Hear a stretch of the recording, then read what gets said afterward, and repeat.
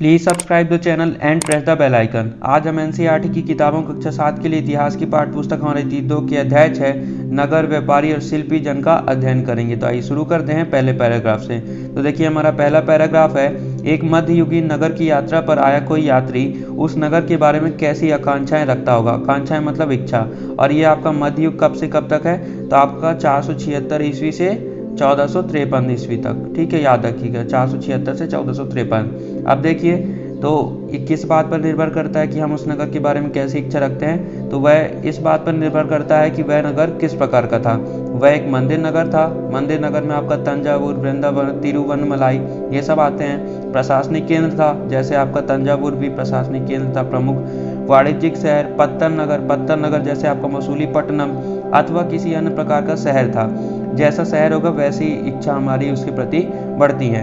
वस्तुतः कई नगर तो एक साथ अनेक प्रकार के थे। प्रशासनिक नगर तथा मंदिर नगर होने के साथ साथ वाणिज्यिक कार्यकलापों और शिल्प उत्पादन के केंद्र भी थे, जैसे आपका तंजावुर। अगले पैराग्राफ में हम इसके बारे में विस्तार से पढ़ेंगे।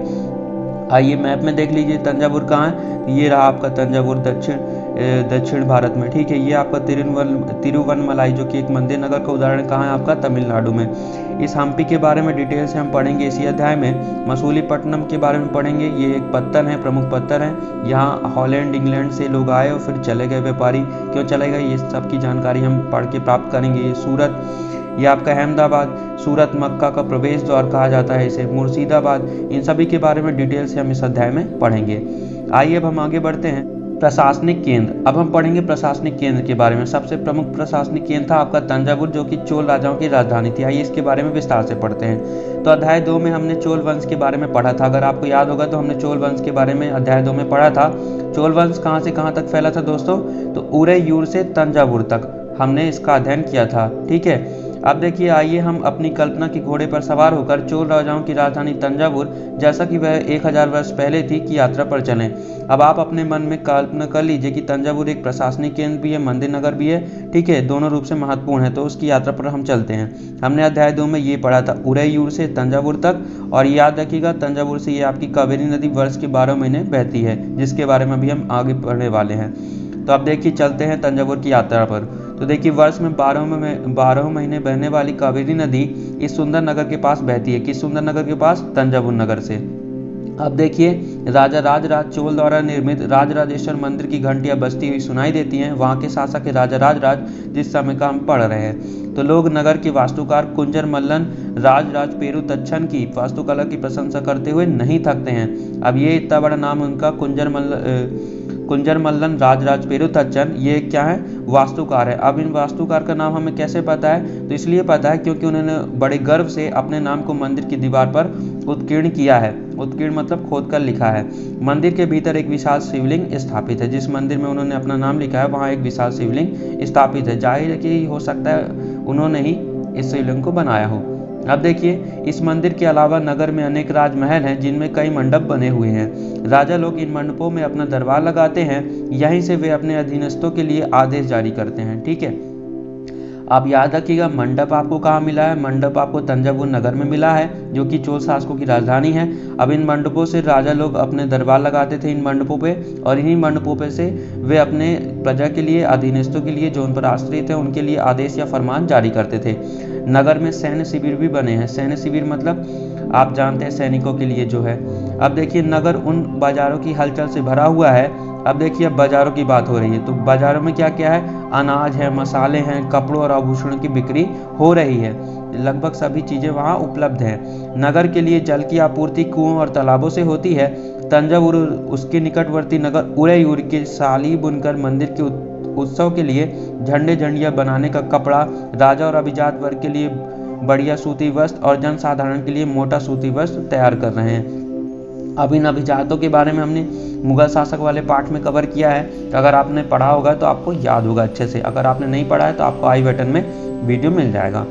याद रखिएगा तंजावुर और उसके निकटवर्ती नगर उरैयूर के साली बुनकर मंदिर के उत्सव के लिए झंडे झंडियां बनाने का कपड़ा, राजा और अभिजात वर्ग के लिए बढ़िया सूती वस्त्र, जनसाधारण यानी कि लोकमानस के लिए क्या मोटा सूती वस्त्र तैयार कर रहे हैं। यहाँ से कुछ दूरी पर स्वामीमलाई में स्थापित अथवा मूर्तिकार उत्तम काष्ठ मूर्तियों तथा लंबे सुंदर घंटा धातु के दीप बना रहे हैं। अब हमने काष्ठ मूर्तियों के बारे में पढ़ा है पिछले अध्याय में, अब सॉरी इसी में पढ़ेंगे।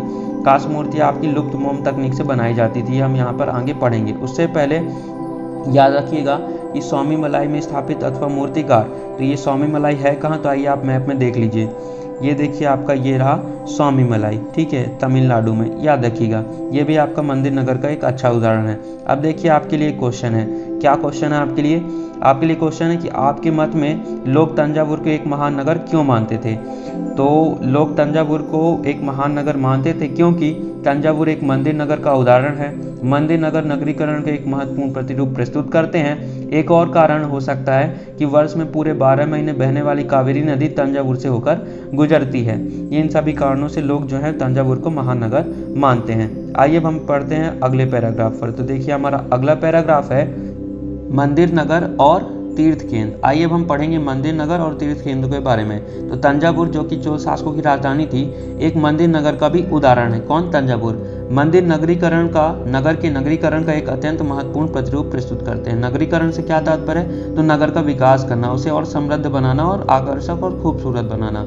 नगरीकरण नगरों के विकास की प्रक्रिया है। मंदिर अक्सर समाज और अर्थव्यवस्था दोनों के लिए अत्यंत महत्वपूर्ण होते हैं। मंदिर केवल पूजा पाठ का स्थान नहीं होते हैं, आप जानते हैं, हमने पिछले अध्याय में पढ़ा है। अब देखिए, शासक विभिन्न देवी देवताओं के प्रति अपना भक्ति भाव दर्शाने के लिए मंदिर बनाते थे और इससे क्या करते थे? भक्ति भाव अपने दर्शाते थे और एक चीज और करते थे कि वे खुद को क्या करते थे? परमात्मा की परछाई या फिर पृथ्वी में खुद को भगवान के रूप में दर्शाने की कोशिश करते थे। और जैसे राजा राज थे, हमने पिछले अध्याय में पढ़ा है, तो उन्होंने अपने मंदिर का, उनके भगवान का नाम था राजराजेश्वरम और उन्होंने अपना नाम रखा था राजराज। ठीक है, इस तरह से क्या होता था कि वे खुद को भगवान कहलवाने के लिए और ऐसा नाम रखने से ये वो शुभ समझते थे, भगवान से मिलता जुलता नाम रखने से ये शुभ समझते थे। अब देखिए आगे है, शासक विभिन्न देवी देवताओं के प्रति अपना भक्ति भाव दर्शाने के लिए मंदिर बनवाते थे और शासक मंदिरों को भूमि एवं धन अनुदान में देते थे। अनुदान में मतलब दान में, ठीक है, जिनकी आय से धार्मिक अनुष्ठान विधि विधान संपन्न किए जाते थे। अब मंदिर में धार्मिक अनुष्ठान करना है, यज्ञ वगैरह, ठीक है, तो इसको करने के लिए धन की आवश्यकता होती है, जो कि इनके अनुदान से ये कार्य होता था। किनके? शासकों के अनुदान से। अब देखिए, तीर्थ यात्रियों तथा पुरोहित पंडितों को भोजन भी कराया जाता था और पर्वोत्सव मनाए जाते थे। इन सभी के लिए जो धन चाहिए होता था वे शासक के अनुदान, और जो मंदिर में दर्शनार्थी आते हैं, मतलब जो दर्शन करने आते हैं, वे भी दान दक्षिणा दिया करते थे। इन सबको मिलाकर बढ़िया मंदिर में धार्मिक अनुष्ठान विधि विधान से संपन्न किए जाते थे और तीर्थ यात्रियों को भोजन कराया जाता था, पुरोहितों पंडित को, तीर्थ यात्री को, इन सभी को, और पर्वोत्सव उत्सव जो भी होता था वो भी सेलिब्रेट किया जाता था। अब देखिए, अब आपके सामने है लुप्त मोम तकनीक। आपने सभी वीडियो के सामने देखी होगी एक मूर्ति, ठीक है, ये मूर्ति को कैसे बनाया जाता है, तो आइए हम इस पैराग्राफ में विस्तार से पढ़ेंगे। देखिए, कांसा, घंटा धातु, लुप्त मोम तकनीक। तो कांसा क्या है पहले? तो कांसा एक मिश्र धातु होती है जो तांबे और लांगे या टिन के मेल से बनती है। अब घंटा धातु में लांगे का अनुपात किसी भी अन्य किस्म की कांसे से अधिक होता है, जिससे घंटा बनाया जाता है। घंटा वो जो आपके मंदिरों में होता है, ठीक है, उसके लिए कांसा ही उपयोग होता है, लेकिन उसमें रांगा धातु को किसी अन्य अनुपात में मिलाया जाता है। आप कांसा जान गए, एक मिश्र धातु, घंटा धातु जान गए। अब देखिए लुप्त मोम तकनीक क्या है। तो देखिए हम आगे पढ़ते हैं। चोलकालीन कांस्य मूर्तियां, हमने अध्याय 2 में चोल के बारे में पढ़ा था, तब हमने इन मूर्तियों को देखा था, ठीक है, जो कि कांस्य थी, एक बड़ी मूर्ति थी। अगर आपको याद होगा, नहीं है तो आप आई बटन में जाके अध्याय 2 देख सकते हैं, आपको वहाँ पे वीडियो मिल जाएगा। अब देखिए, चोलकालीन कांस्य मूर्तियां लुप्त मोम तकनीक से बनाई जाती थी। इस विधि के अंतर्गत सर्वप्रथम मोम की एक प्रतिमा बनाई जाती है। याद करते चलिएगा स्टेप बाय स्टेप, आपको जरूर काम देगा, ये विधि जरूर पूछा जाएगा। सर्वप्रथम एक प्रतिमा बनाई जाती है, जैसे कि उसका नाम है लुप्त मोम, तो मोम की एक प्रतिमा बनाई जाती है। फिर प्रतिमा को चिकनी मिट्टी से पूरी तरह लीप कर सूखने के लिए छोड़ दिया जाता था। जब वह पूरी तरह सूख जाती थी, कौन? मूर्ति, चिकनी मिट्टी का परत चढ़ाने के बाद, लेपने के बाद, तो उसे गर्म किया जाता था, किसी मूर्ति को, और उसकी मिट्टी के आवरण में एक छोटा सा छेद बनाकर उस छेद के रास्ते सारा पिघला हुआ मोम बाहर निकाल लिया जाता था। देखिए, आपकी मूर्ति मोम की बनाई गई, उसमें चिकनी मिट्टी लीपी गई, फिर उसे सुखाया गया मूर्ति को, और सुखाने के बाद गर्म किया गया। गर्म करने की वजह से मोम पिघल गया सारा, और मूर्ति में थोड़ा सा सुराग या छिद्र करके मोम को सारा बाहर निकाल दिया गया। इस प्रकार आपका मिट्टी का साँचा बन गया, ठीक है, मूर्ति के लिए मिट्टी का साँचा बन गया। अब देखिए, फिर चिकनी मिट्टी के खाली साँचे में, अब साँचा बन गया तो खाली साँचे में उसी छेद के रास्ते पिघली हुई धातु भर दी जाती थी। जिस छेद के रास्ते हमने मोम को बाहर निकाला था उसी रास्ते पिघली हुई धातु को भर दिया जाता था। ठीक है, अब देखिए आगे, जब धातु ठंडी होकर ठोस हो जाती थी तो चिकनी मिट्टी के आवरण को सावधानीपूर्वक हटा दिया जाता था और उसमें से निकली प्रतिमा को साफ करके चमका दिया जाता था। इस प्रकार आपकी ये मूर्ति बनती है, जो कि आप सभी वीडियो के शुरू में देखते हैं। अब देखिए आपके सामने एक क्वेश्चन है। क्या क्वेश्चन है कि आपके विचार में इस विधि के प्रयोग के क्या क्या लाभ थे। तो देखिए, इस विधि से किसी भी प्रतिमा को सस्ता और सुंदर बनाया जा सकता था। इस प्रतिमा में काफ़ी चमक भी होती थी। प्रतिमा मिट्टी और मोम से बने होने के बाद भी काफ़ी मजबूत होती थी। ये सभी लाभ होते थे। अब ये देखिए, ये है कास्य मूर्ति जिसमें कृष्ण और नाग राक्षस कालिया को काबू करते दिखाया गया है। ये देखिए, ये रहे आपके भगवान श्री कृष्ण और ये नाग राक्षस कालिया है। ठीक है, यमुना नदी में जब इसे कृष्ण भगवान ने इसकी बुद्धि ठिकाने लगाई थी तब का है। अब देखिए हम आगे बढ़ते हैं। तो मंदिर के कर्ता धर्ता मंदिर के धन को व्यापार एवं साहूकारी में लगाते थे। ठीक है, सने सने धीरे धीरे समय के साथ बड़ी संख्या में पुरोहित, पुजारी, कामगार, शिल्पी, व्यापारी आदि मंदिर तथा उसके दर्शनार्थी एवं तीर्थयात्रियों की आवश्यकताओं को पूरा करने के लिए मंदिर के आसपास बसते गए। देखिए अब नगरीकरण कैसे हो रहा है। मंदिर है, मंदिर में तीर्थयात्री और दर्शनार्थी आते हैं तो इन्हें हर चीज़ों की आवश्यकता भी पड़ती है। तो धीरे धीरे शिल्पी, व्यापारी सभी लोग मंदिर के आसपास बसने लगे। इस प्रकार मंदिर नगरों का विकास हुआ। इसी रीति से मंदिरों के चारों ओर अनेक नगरों का आविर्भाव हुआ मतलब आगे बढ़े हुए, उत्पन्न हुए, बसते गए। जैसे मध्य प्रदेश में आपका है भिलस्वामिन भीलसा। ठीक है, भिलस्वामिन उस समय का नाम है, विदिशा आपको करंट वर्तमान में आप अच्छे से जानते हैं। और गुजरात में सोमनाथ मंदिर। कुछ अन्य महत्वपूर्ण मंदिर नगर तमिलनाडु में कांचीपुरम तथा मदुरै और आंध्र प्रदेश में तिरुपति हैं। ठीक है, याद रखिए मंदिर नगरों के उदाहरण ये मध्य प्रदेश में आपका विदिशा मंदिर नगर है, गुजरात में सोमनाथ है, महत्वपूर्ण मंदिर है। ठीक है, और तमिलनाडु में कांचीपुरम, मदुरै और आंध्र प्रदेश में तिरुपति बालाजी आपने सुना ही होगा। अब आइए आगे बढ़ते हैं। तीर्थ स्थल भी धीरे धीरे नगरों के रूप में विकसित हो गए। वृंदावन उत्तर प्रदेश, तिरुवनमलाई तमिलनाडु ऐसे नगरों के 2 उदाहरण हैं। ठीक है, ये तीर्थ स्थल जो है नगरों के रूप में विकसित हो गए। कौन कौन से? आपके वृंदावन तीर्थ स्थल था जो कि नगर के रूप में विकसित हो गया। तिरुवनमलाई तमिलनाडु में ये सभी लोग जो है विकसित हो गए नगर के रूप में। अब देखिए अजमेर राजस्थान में जो है तो 12वीं शताब्दी में क्या हुआ, अजमेर 12वीं शताब्दी में चौहान राजाओं की राजधानी था और आगे चलकर मुगलों के शासन में मुख्यालय बन गया, सूबा मुख्यालय बन गया। अब ये बातें, ये पैराग्राफ आप याद रखिएगा। जब आप एमसीक्यू सॉल्व करेंगे, आपको एमसीक्यू का वीडियो आई बटन में मिल जाएगा, तो आप जब एमसीक्यू सॉल्व करेंगे तो ये बिल्कुल काम देने वाला है, याद रखिएगा। यह नगर धार्मिक सह अस्तित्व का एक उत्कृष्ट उदाहरण प्रस्तुत करता है। कौन सा नगर? आपका अजमेर। अब देखिए सुप्रसिद्ध सूफी संत ख्वाजा मोइनुद्दीन चिश्ती यहाँ 12वीं शताब्दी में बस गए थे और उनके दर्शनार्थी एवं श्रद्धालु सभी पंथों और मतों के थे। ठीक है, उनके जो दर्शनार्थी थे, श्रद्धालु थे आपके ख्वाजा मोइनुद्दीन चिश्ती के, वे सभी पंथ से थे, सभी मतों से आते थे। मत क्या होता है? मतलब उनके जो इष्ट होते हैं वे जैसा कह देते उन्हीं को वो मानते थे। अब देखिए आगे बढ़ते हैं। अजमेर के पास ही पुष्कर सरोवर है जहां प्राचीन काल से ही तीर्थयात्री रहते हैं। अब याद रखिएगा अजमेर के पास ही आपका कौन सा सरोवर है? पुष्कर सरोवर। ठीक है, आइए यहाँ देखते हैं। आपके यहाँ पे जो मंदिर नगर के रूप में उभरा था, कांचीपुरम उभरा था। ठीक है, और आपका कौन सा नगर उभरा था? वृंदावन उभरा था। ठीक है, ये रही आपका वृंदावन उत्तर प्रदेश में। ठीक है, और ये आपका गुजरात में सोमनाथ। इन सभी को आप याद रखिएगा। आइए हम चलते हैं वापस अपने पैराग्राफ पर। ठीक है, तो हमारा अगला पैराग्राफ है छोटे नगरों का संजाल। आइए हम पढ़ते हैं छोटे नगरों का संजाल। वहाँ छोटे छोटे नगरों में छोटी छोटी गलियाँ कैसे बनी, कैसे लोग बसे, इन सब के बारे में हम पढ़ेंगे। तो 8वीं शताब्दी की बात है। तो 8वीं शताब्दी से ही उपमहाद्वीप में, हमारे भारतीय उपमहाद्वीप में अनेक छोटे छोटे नगरों का संजाल सा बिछने लगा था। संभवतः उनका प्रादुर्भाव बड़े बड़े गाँवों से हुआ था। उनमें आमतौर पर एक मंडिपका, बाद में जिसे मंडी कहा जाने लगा, होती थी। मंडी आप जानते हैं, आज जो मंडी होती है उसी मंडी की बात हो रही है जहाँ किसान लोग अपना अनाज बेचने जाते हैं। अब जहां आसपास के गांव वाले अपनी उपज बेचने के लिए आते थे, उनमें ऐसी गलियां थी जहां दुकानें एवं बाजार थे, जिन्हें हट मतलब आप जानते हैं, बचपन में पढ़ा होगा, है ना, हाट से निकला है ये, हाट से, है ना, हाट मतलब आपका बाजार होता है। अब देखिए इसके अलावा भिन्न भिन्न प्रकार के कारीगरों तथा शिल्पियों जैसे कुम्हारों, तेलियों, शक्कर बनाने वालों, ताड़ी बनाने वालों, सुनारों, लोहारों, पत्थर तोड़ने वाले आदि के अलग अलग बाजार होते थे। सबके अलग अलग बाजार थे। ये आपके कुम्हार जो होते हैं जो ईंट वगैरह बनाते हैं, मिट्टी से संबंधित जो भी चीज़ें बनाते हैं, तेली जो तेल निकालते हैं, ठीक है, ये सभी। अब देखिए आगे बढ़ते हैं। कुछ व्यापारी तो नगर में स्थायी रूप से बस कर अपना कारोबार करते थे, जबकि कुछ अन्य व्यापारी नगर नगर घूमकर क्रय विक्रय किया करते थे। व्यापारी का काम होता है, एक सस्ती जगह से सामान खरीदना, जहाँ से बनती है वहाँ सस्ती होती है, वहाँ से वे सामान लेते हैं और दूसरी जगह जाकर बेच देते हैं। अब देखिए आगे बढ़ते हैं। आसपास और दूर दराज के व्यापारी इन नगरों में स्थानीय उपज खरीदने और दूरवर्ती स्थानों के उत्पाद जैसे घोड़े, नमक, कपूर, केसर, पान, सुपारी और काली मिर्च जैसे मसाले बेचने के लिए आते थे। एक जगह से लेकर दूसरी जगह बेचते थे।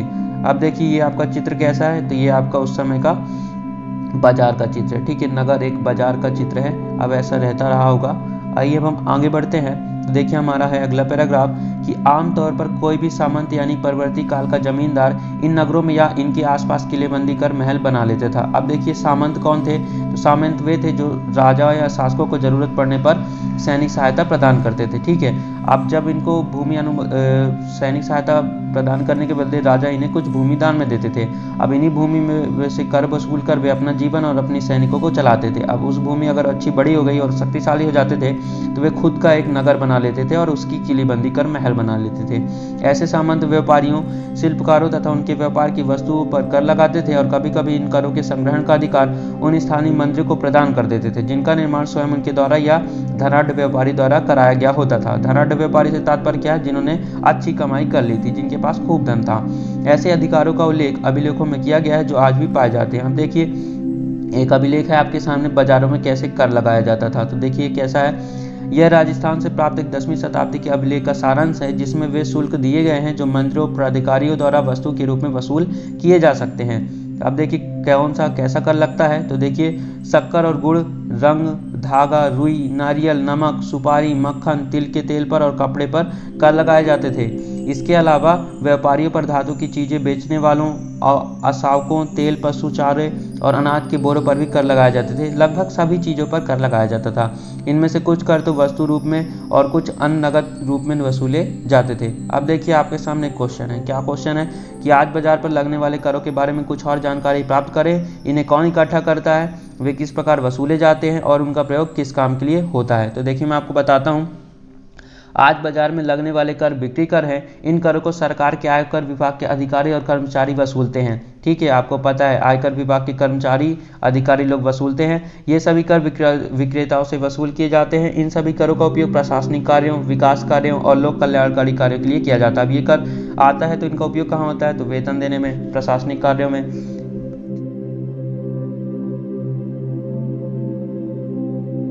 कार्यों में, ठीक है, लोक कल्याणकारी मतलब जनमानस के लिए, ठीक है, इन सभी कार्यों के लिए इन करों का उपयोग किया जाता है। अब देखिए हमारा अगला पैराग्राफ है, क्या है हमारा अगला पैराग्राफ, हमारा अगला पैराग्राफ है बड़े और छोटे व्यापारी। तो देखिए बड़े व्यापारी और छोटे व्यापारी क्या होता था, इनके साथ आइए पढ़ते हैं। तो व्यापारी कई प्रकार के हुआ करते थे, उनमें बंजारे लोग भी होते थे। देखिए अध्याय 7, हम अध्याय 7 में बंजारों के बारे में विस्तार से पढ़ेंगे, ठीक है। इन बंजारे के कारवा को टांडा कहा जाता था, याद रखिएगा, आगे अध्याय में काम देगा।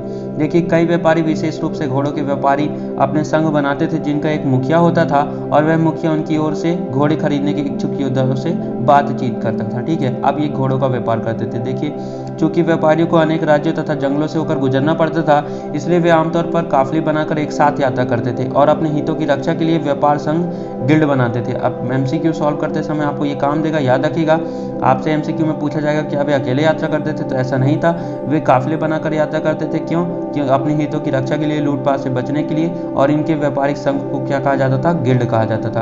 अब देखिए हम आगे बढ़ते हैं। तो दक्षिण भारत से 8वीं शताब्दी और परवर्ती काल में अनेक ऐसे संघ थे। परवर्ती काल कौन सा, आपका ये मध्यकाल की बात हो रही है, ठीक है, जब अनेक परिवर्तन आए थे। मध्यकाल आपको मैंने बताया, फिर से याद रखिएगा, 476 ईस्वी से आपके 1453 ईस्वी तक, याद रखिएगा, ठीक है। आइए हम आगे पढ़ते हैं। तो 8वीं शताब्दी में, ठीक है, क्या हुआ, परवर्ती काल में अनेक ऐसे संघ बने जो गिल्ड कहलाते, ठीक है, छोटे छोटे व्यापारियों के।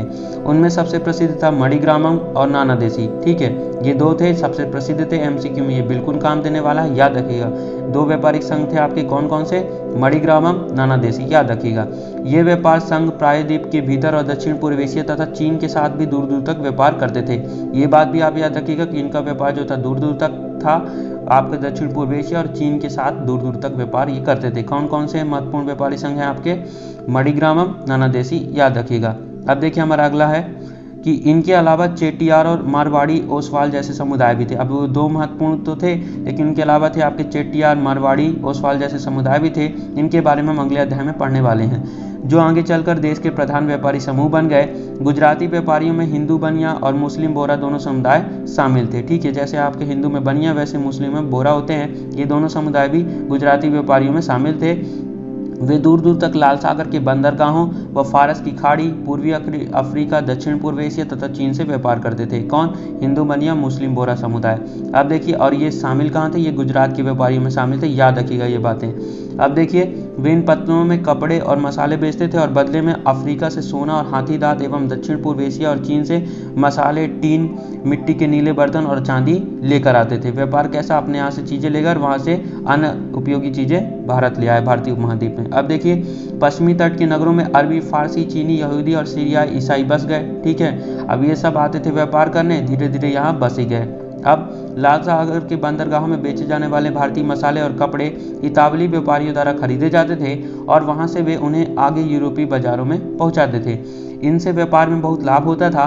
उष्णकटिबंधीय जलवायु में उगाए जाने वाले मसाले, ठीक है, मसालों में कौन कौन थे? काली मिर्च, दालचीनी, जायफल, सोंठ, आपका ड्राई जिंजर, ठीक है, यूरोपीय व्यंजनों के महत्वपूर्ण अंग बन गए थे और भारतीय सूती कपड़ा बहुत लुभावना होता था। ये चीजें भी यूरोपीय व्यापारी को भारत तक खींच लाई और ये मछलीपट्टनम, ठीक है, आपका मछलीपट्टनम एक पत्तन है, यहाँ यूरोपीय व्यापारी आकर रहने लगे थे। समय के साथ साथ व्यापार और नगरों का रूप किस प्रकार बदला, इसके बारे में हम शीघ्र ही आगे पढ़ेंगे। अब देखिए, आपके सामने काबुल है। अब ये काबुल है कहाँ? तो ये आपको पता है, वर्तमान अफगानिस्तान की राजधानी आपकी काबुल। तो देखिए, काबुल अपने पहाड़ी और विषम भूदृश्य के साथ 16वीं शताब्दी से राजनीतिक और वाणिज्यिक दृष्टि से महत्वपूर्ण बन गया। काबुल और कांधार सुप्रसिद्ध रेशम मार्ग से जुड़े हुए थे, याद रखिएगा। सुप्रसिद्ध रेशम मार्ग से आपके कौन कौन जुड़े हुए थे? काबुल और कांधार। कांधार भी आपका अफगानिस्तान में आता है। अब देखिए, साथ ही घोड़ों का व्यापार भी मुख्य रूप से इसी मार्ग से होता था। 17वीं शताब्दी में हीरो के एक सौदागर जो बेप्टिस्टे टेवेनियर के अनुमान लगाया था। अब ये जो है आपके बेप्टिस्टे टेवेनियर, इनके बारे में आप याद रखिएगा, एमसीक्यू सॉल्व करते समय ये आएगा जब आप एमसीक्यू पढ़ेंगे। आई बटन में आपको उसका वीडियो मिल जाएगा। अब देखिए, उन्होंने क्या अनुमान लगाया था कि काबुल में घोड़ों का व्यापार प्रतिवर्ष 30,000 रुपये का होता था, जो इन दिनों में एक बड़ी भारी रकम समझी जाती थी। काबुल में मेवे, खजूर, गलीचे, रेशमी कपड़े और ताजे फल ऊँटों पर लाद कर लाए जाते थे और उपमहाद्वीप तथा अन्य भागों में भी बेचे जाते थे। इनके अलावा गुलाम भी बिक्री के लिए लाए जाते थे। आपको पता है कि उस समय बेगार वगैरह बहुत चलती थी, तो गुलामों को भी बिक्री के लिए लाया जाता था। युद्धों में जब वहाँ के लोगों से जीत लिया जाता था, तो जो आपके दो पक्ष होते हैं युद्ध में, जिस पक्ष ने जीता तो दूसरे पक्ष के लोगों को गुलाम बना लिया जाता था। आइए आगे बढ़ते हैं। देखिए, हमारा अगला पैराग्राफ है नगरों में शिल्प। देखिए, अब हम पढ़ेंगे नगरों में शिल्प। तो बीदर के शिल्पकार तांबे तथा चांदी में जड़ाई के काम के लिए इतने अधिक प्रसिद्ध थे कि इस शिल्प का नाम ही बिदरी पड़ गया। अब याद रखिएगा कि ये बिदरी नाम कैसे पड़ेगा? आपके जगह के नाम पर। अब ये बिदरी है कहाँ? तो कर्नाटक में है, आपके वर्तमान कर्नाटक में बिदरी है। ठीक है, पांचाल अर्थात विश्वकर्मा समुदाय, जिसमें सुनार, कसेरे, लोहार, राजमिस्त्री और बढ़ई शामिल थे, मंदिरों के निर्माण के लिए आवश्यक थे। अब ये याद रखिएगा, एमसीक्यू में काम देगा। पांचाल विश्वकर्मा समुदाय को कहा जाता था। अब पांचाल मतलब 5, कौन कौन थे 5? सुनार, कसेरे, लोहार 3, राजमिस्त्री और बढ़ई 5 हो गए, 3 तो 5। अब इसमें कसेरे आपकी समझ में नहीं आ रहा होगा, तो कसेरे होते थे, आपने बचपन में पढ़ा होगा, ठाठ ठेरा, वही आपके कसेरे जो बर्तन सुधारने का काम करते हैं। अब देखिए, इसके अलावा वे राजमहलों, बड़े बड़े भवनों, तालाबों और जलाशयों के निर्माण में भी अपनी महत्वपूर्ण भूमिका अदा करते थे। कौन? पांचाल लोग। इसी प्रकार सालियार या कैकुलर जैसे बुनकर भी समृद्धिशाली समुदाय बन गए थे और वे मंदिर को भारी दान दक्षिणा दिया करते थे। वस्त्र निर्माण से संबंधित कुछ अन्य कार्य जैसे कपास को साफ करना, काटना और रंगना भी स्वतंत्र व्यवसाय बन गए थे, जिनके लिए विशेषज्ञता की आवश्यकता होती थी। जब तक आप उस काम में निपुण नहीं होंगे तो आप उस काम के मिस्त्री कैसे कहलाएंगे? अब ये देखिए, एक उदाहरण है पीतल की इस मोमबत्ती दान पर काला आवरण, इसमें मोमबत्ती रखी जाती थी, ठीक है, उजेले के लिए। अब ये देखिए, साल का बॉर्डर है, ठीक है, आपको पता ही है। अब देखिए, आगे बढ़ते हैं। शहरों के बदलते हुए भाग्य, उनका भाग्य कैसे बदला? तो पांचाल लोग, विश्वकर्मा समाज, इन्हीं लोगों ने तो भाग्य बदला, मतलब अच्छी अच्छी चीज़ें जहाँ उपलब्ध रहती हैं, हम उस शहरों को क्या मानते हैं? अच्छा मानते हैं। देखिए, कई शताब्दियों के लंबे समय में अहमदाबाद, जो कि गुजरात में है, ठीक है, अहमदाबाद कहाँ है? आपके गुजरात राज्य में है, जो अहमदाबाद जैसे कुछ नगर बड़े व्यापारी केंद्रों के रूप में विकसित हो गए, लेकिन तंजावुर जैसे कुछ अन्य नगर पहले की अपेक्षा विस्तार तथा महत्व की दृष्टि से सिकुड़ गए। इसी काल में पश्चिम बंगाल में भागीरथी नदी के तट पर स्थित मुर्शिदाबाद रेशमी वस्त्रों के मुख्य केंद्र के रूप में उभरा था। वह 1704 ईस्वी में बंगाल की राजधानी बन गया। कौन? आपका मुर्शिदाबाद, ठीक है। लेकिन इसी शताब्दी के दौरान उसका सितारा डूब गया, क्योंकि वहां के बुनकर इंग्लैंड की मिलों से बनकर आए सस्ते कपड़े के साथ प्रतियोगिता में टिक न सके। आइए हम बीदरी, मुर्शिदाबाद, इन सभी को क्या करते हैं मानचित्र में एक बार देख लेते हैं। ये देखिए आपका मुर्शिदाबाद कहाँ था, तो ये रहा आपका मुर्शिदाबाद, ठीक है। ये है मुर्शिदाबाद जो कि बंगाल की राजधानी बन गया। आपका ये बंगाल कलकत्ता में आता ही है। अब देखिए हमने किसके बारे में पढ़ा था अभी, आपके गुजरात अहमदाबाद के बारे में पढ़ा था। अब देखिए बीदर कहाँ है, तो ये देखिए आपके वर्तमान कर्नाटक के कहाँ है, उत्तरी क्षेत्र में ऊपर कर्नाटक, ठीक है। नॉर्थ, ये ईस्ट वेस्ट आपका, और ये नॉर्थ और ये साउथ, तो ये ऊपर की तरफ है आपका ये बीदर। कहाँ पे? ये बीदर अहमदाबाद, ठीक है। मुर्शिदाबाद बंगाल का जो बन गया था आपका राजधानी बन गया था। ये सभी चीज़ें आप याद रखिएगा। और उरैयूर, तंजावुर, कावेरी नदी, ठीक है, ये आपका तिरुवन्नमलाई, कांचीपुरम, ये सभी तमिलनाडु में। और आपका सबसे महत्वपूर्ण पट्टन मसूलीपट्टनम और हम्पी के बारे में हम आगे पढ़ने वाले हैं, ठीक है। तो आप बने रहिए। आइए अब हम आगे बढ़ते हैं, हम चलते हैं वापस अपने नए पैराग्राफ पर। तो देखिए हमारा अगला पैराग्राफ है हम्पी, मसूलीपट्टनम, सूरत नज़दीक से एक नज़र, ठीक है। सूरत एक आपका व्यापारिक केंद्र था, मसूलीपट्टनम पत्तन था, हम्पी आपके विजयनगर साम्राज्य की राजधानी थी। आइए हम इन सब के बारे में पढ़ते हैं। तो पहला आपका हम्पी, तो हम्पी की वास्तुकला का सौंदर्य, तो हम्पी नगर की राजधानी का सौंदर्य के बारे में हम इस अध्याय में पढ़ेंगे, कैसे वो आगे बढ़ा। तो हम्पी नगर कृष्णा और तुंगभद्रा नदी की घाटी में स्थित है। कहाँ है? कृष्णा और तुंगभद्रा नदियों की घाटी में स्थित है। यह नगर 1336 में स्थापित विजयनगर साम्राज्य का केंद्र स्थल था। हम्पी के शानदार खंडरों से पता चलता है कि उस शहर की किलेबंदी उच्च कीटे की थी। किले की दीवारों के निर्माण में कहीं भी गारे चूने जैसे किसी भी जोड़ने वाले मसाले का प्रयोग नहीं किया गया था और शिलाखंडों को आपस में फंसाकर गूंथा गया था। अब देखिए शिलाखंडों को क्या किया गया था, फंसा दिया गया था, ठीक है। जैसे कुछ भी है हम कोई स्ट्रक्चर बनाते हैं तो ऐसे फंसा दिया गया था। जैसे आपका बच्चे जो है यूट्यूब में देखते होंगे वीडियोस, उसमें घर आते हैं छोटे छोटे, उन्हें कैसे कैसे जोड़ते हैं, उसी प्रकार से कुछ यहाँ जंजाल बिछाया गया था, ठीक है। यहाँ गारे चूने का कोई भी उपयोग नहीं किया गया था हम्पी की किलेबंदी में, जैसा कि आप इस चित्र में देख सकते हैं। हम्पी के नगर के अंदर एक किला है और इनकी ये किलेबंदी की गई है, दीवार है, प्राचीर है, ठीक है। तो ये देखिए कहीं भी जुड़ाई नहीं है, एक दूसरे में फंसे हुए हैं। अब देखिए हम आगे बढ़ते हैं, एक किलाबंद नगर। तो देखिए किलेबंद नगर के बारे में एक पुर्तगाली यात्री डोमिंगो पेज ने 16वीं शताब्दी में हम्पी नगर का वर्णन इस प्रकार किया है। देखिए हम्पी के बारे में अभिलेख मिला है तो उसके बारे में हम पढ़ लेते हैं कि गोवा से आने वाले लोग जिस प्रवेश द्वार से गुजरते हैं उस द्वार के भीतर राजा ने एक अत्यंत सुदृढ़ प्राचीरबद्ध नगर बसा रखा है। उस नगर का नाम है आपका हम्पी, जो दीवारों और बुर्जों से सुरक्षित है। बुर्जों से मतलब बुर्ज जो बने होते थे, ठीक है। आइए दिखाता हूँ मैं आपको, इसमें बुर्ज देख लीजिए, जैसे ये है, ये ऊपर भी है यहाँ पे थोड़ा सा। तो यहाँ से लोग सैनिक क्या करते थे, आने जाने वाले यात्रियों पर मतलब क्या गतिविधि हो रही है नगर के बारे पर उसमें नज़र रखते थे। अब देखिए ये दीवारें अन्य नगरों की दीवारों जैसी नहीं है, बल्कि बहुत मजबूत राजगिरी का एक ऐसा नमूना है, ठीक है, जो अन्य भागों में बहुत कम देखने को मिलेगा। उसके भीतर उसी रीति से बनाए गए भवनों को अत्यंत सुंदर कतारें जिनकी छतें सपाट चपटी हैं बहुत ही मनमोहक और सुंदर बनाते हैं। अब देख लिए आपके लिए क्वेश्चन है, क्या क्वेश्चन है कि आपके विचार से यही नगर किलेबंद क्यों था। तो देखिए यह नगर किलेबंद इसलिए था क्योंकि यह नगर विजयनगर साम्राज्य की राजधानी थी। विजयनगर साम्राज्य की राजधानी होने के कारण सुरक्षा की दृष्टि से इस नगर को किलेबंद किया गया था। किस दृष्टि से? सुरक्षा की दृष्टि से, जिससे हम्पी नगर को बाहरी आक्रमणों से सुरक्षित रखा जा सके। अब देखिए हमारे लिए आगे है कि हम्पी वास्तुकला विशिष्ट प्रकार की थी, ठीक है। हम्पी की जो वास्तुकला थी बहुत ही विशेष थी।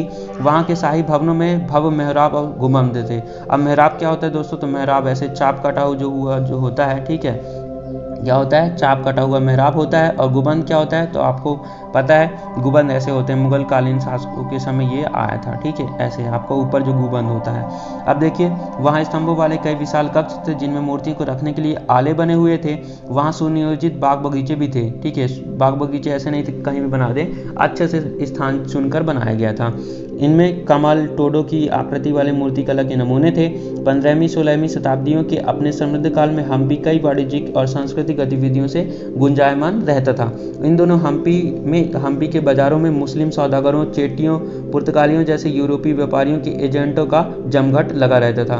मतलब अच्छा प्रशासनिक केंद्र था, व्यापारी केंद्र आपका बन गया था हम्पी, इसलिए यहाँ सभी व्यापारी अलग अलग जगह से विदेशों से भी आए रहते थे। अब देखिए, मंदिर सांस्कृतिक गतिविधियों के केंद्र होते थे और देवदासियाँ मतलब आप जानते हैं जो दासी होती हैं, ठीक है, जो नृत्य करती हैं। विरूपाक्ष यानी शिव मंदिर के अनेक स्तंभ वाले विशाल कक्षों में देव प्रतिमा, राजा तथा प्रजाजनों के समक्ष नृत्य किया करती थी देवदासियां। अब देखिए, महानवमी पर्व जो आज दक्षिण में नवरात्रि पर्व कहलाता है, उन दिनों हम्पी में एक अत्यंत महत्वपूर्ण पर्व माना जाता था। पुरातत्वविदों ने उस महानवमी मंच को खोज निकाला है जहां राजा अपने अतिथियों का स्वागत सत्कार करते थे और वहीं देवदासियां क्या करती थी, नृत्य करती थी। अब देखिए, अधीनस्थ व्यक्तियों से नजराने उपहार लिया करता था, ठीक है, जो शासक होता था उनके अंडर में जो लोग काम करते थे, ठीक है, जो छोटे थे सामंत लोग और अन्य जो व्यापारी थे उनसे क्या करते थे, नजराने या उपहार लिए करते थे। वहीं विराजमान होकर राजा नृत्य एवं संगीत तथा मल्ल युद्ध की कार्यक्रम भी देखा करता था। मल्ल युद्ध आप जानते हैं, ठीक है, जो कुश्ती लड़ा जाता है, ठीक है। अब देखिए आगे है, 1565 में दक्कनी सुल्तानों गोलकुंडा, बीजापुर, अहमदनगर, बरार और बीदर के शासकों के हाथों विजयनगर की पराजय के बाद हम्पी का विनाश हो गया। देखिए, इसकी मैं पूरी कहानी बताता हूँ मैं आपको। तो सबसे पहले आप याद रखिएगा इस अध्याय से आपको क्या क्या चीज़ सीखना है। आपका एक विजयनगर नाम का साम्राज्य था, ठीक है, उसमें आपकी राजधानी क्या थी, हम्पी थी। उधर के राजा थे आपके तुलु वंश के शासक थे कृष्णदेव राय। कृष्णदेव राय के बारे में आपने सीरियल भी देखा होगा, ठीक है, विजयनगर कृष्णदेव राय, ठीक है। तो वही है आपका हम्पी राजधानी थी, विजयनगर साम्राज्य था और उधर के शासक थे तुलु वंश के कृष्णदेव राय, ठीक है। अब उसके अलावा वहाँ एक दूसरे शासक थे राजा राय, ठीक है, राम राय, ठीक है। तो राम राय शासक थे। तो दक्षिण के जितने मुसलमान संगठन थे, ठीक है, गोलकुंडा, बीजापुर, अहमदनगर, बरार और बीदर के शासकों ने क्या किया, राम राय की हत्या कर दी और उन्हें हरा दिया और विजयनगर को तहस नहस कर दिया, ध्वस्त कर दिया और विजयनगर से सारी चीजें भी लूट कर अपने साथ ले गए।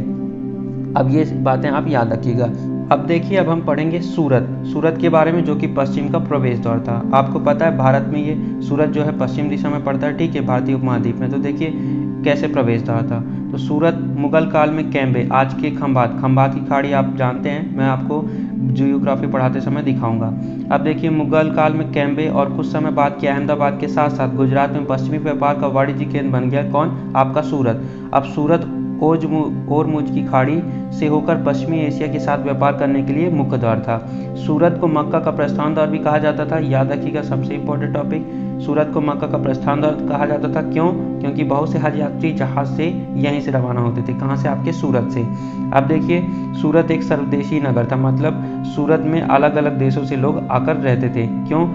व्यापार के लिए, जहाँ सभी जातियों और धर्मों के लोग रहते थे। 17वीं शताब्दी में वहाँ पुर्तगालियों, डचों और अंग्रेजों के कारखाने एवं माल गोदाम थे। अंग्रेजी इतिहासकार ओविंगटन ने 1689 में सूरत बंदरगाह का वर्णन करते हुए लिखा है, क्या लिखा है, कि किसी भी एक वक्त पर भिन्न भिन्न देशों के औसतन 100 जहाज इस बंदरगाह पर लंगर डाले खड़े देखे जा सकते थे। मतलब इतना अच्छा आपका वाणिज्यिक केंद्र बन गया था। अब देखिए, वाणिज्यिक केंद्र का मतलब क्या होता है, तो आप लीजिए समझ लीजिए, परिभाषा है आपके सामने। एक ऐसा स्थान जहां विभिन्न उत्पादन केंद्रों से आने वाला माल खरीदा और बेचा जाता है। मतलब व्यापारी लोग आते हैं, अपने साथ सामान लेके आते हैं और इस जगह सूरत आए, वहाँ बेचे और वो सूरत से अन्य चीज़ें लेकर अपने साथ चले गए। ठीक है, यही होता है आपका वाणिज्यिक केंद्र। व्यापारी आते हैं, सामान लाते हैं अपने साथ और दूसरा बेच देते हैं। और इसे आपके सूरत को मक्का का प्रवेश द्वार कहा जाता है, याद रखिएगा। ठीक है, और यहाँ हमेशा 100 जहाज खड़े रहते थे। जहाज के होने की वजह से यह यात्री जो है जहाज से आपकी सूरत से प्रस्थान होते थे, जिस वजह से सूरत को मक्का का प्रवेश द्वार कहा जाता था। अब देखिए, सूरत में ऐसी अनेक दुकानें थी जो सूती कपड़ा थोक और फुटकर कीमतों पर बेची जाती थी। सूरत के वस्त्र अपने सुनहरे गोटा किनारियों, जरी वाली साड़ियों के लिए प्रसिद्ध थे और उनके लिए पश्चिम एशिया, अफ्रीका और यूरोप में बाजार उपलब्ध थे।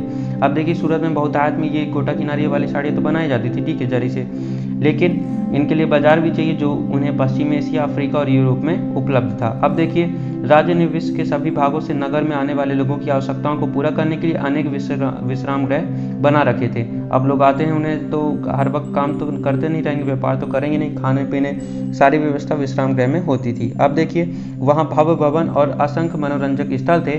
सूरत में काठियावाड़ी सेठों तथा महाजनों की बड़ी बड़ी साहूकारी कंपनियां थीं। उल्लेखनीय है कि सूरत से जारी की गई हुंडियों को दूर दूर तक मिस्र में कायरा, इराक में बसरा और बेल्जियम में एंटवर्प के बाजारों तक मान्यता प्राप्त थी। अब देखिए, हुंडी क्या होता है, तो हुंडी होता है आपका एक दस्तावेज होता है जिसमें एक व्यक्ति द्वारा जमा कराई गई रकम दर्ज रहती है। हुंडी को कहीं अन्यत्र प्रस्तुत करके जमा की गई राशि प्राप्त की जा सकती है। अब देखिए, सूरत में आपको जैसा कि पता है अलग अलग जगह से व्यापारी लोग आते थे और व्यापारी आए तो उन्होंने जो धन कमाया वो हुंडी के रूप में उन्हें दर्ज करवा ली और अपनी जगह गए, जैसे मिस्र में कायरा, इराक में बसरा, बेल्जियम में एंटवर्प और अन्य जगह से जहाँ भी व्यापारी आते थे वहाँ जाते थे तो हुंडी को प्रेषित करके वो अपनी धनराशि प्राप्त कर लेते थे। इसमें काफ़ी सुविधा होती थी, एक तरफ से बैंकिंग का काम हो जाता था।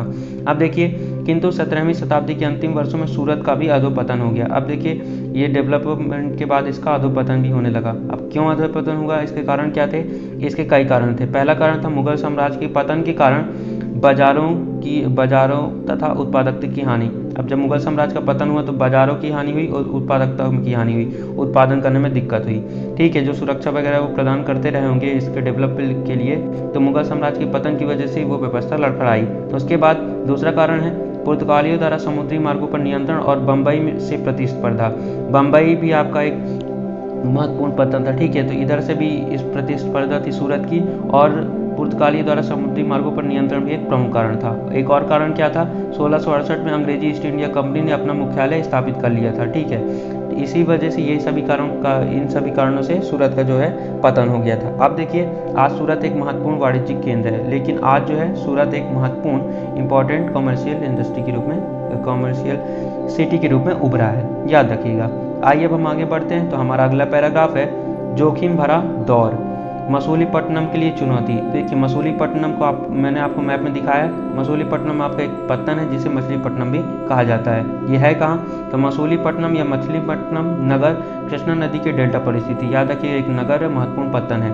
17वीं शताब्दी में यह भिन्न भिन्न प्रकार की गतिविधियों का नगर था। कौन? आपका मसूलीपट्टनम या मछलीपट्टनम। अब देखिए, हॉलैंड और इंग्लैंड दोनों देशों की ईस्ट इंडिया कंपनी ने मसूलीपट्टनम पर नियंत्रण प्राप्त करने का प्रयत्न किया, क्योंकि तब तक वह आंध्र तट का सबसे महत्वपूर्ण पत्र बन गया था। तो देखिए, आंध्र प्रदेश का सबसे महत्वपूर्ण पत्तन था आपका मसूलीपट्टनम या मछलीपट्टनम। इस वजह से हॉलैंड और इंग्लैंड दोनों देशों की ईस्ट इंडिया कंपनी इस पर नियंत्रण प्राप्त करने का प्रयास करती रही। अब देखिए, मसूलीपट्टनम का किला हॉलैंड वासियों ने बनाया था। मसूलीपट्टनम में एक किला है जिसे हॉलैंड वासियों ने बनाया था। अब देखिए, वहाँ पहले मछुआरे लोग रहते थे, तो मछुआरों का एक गरीब नगर।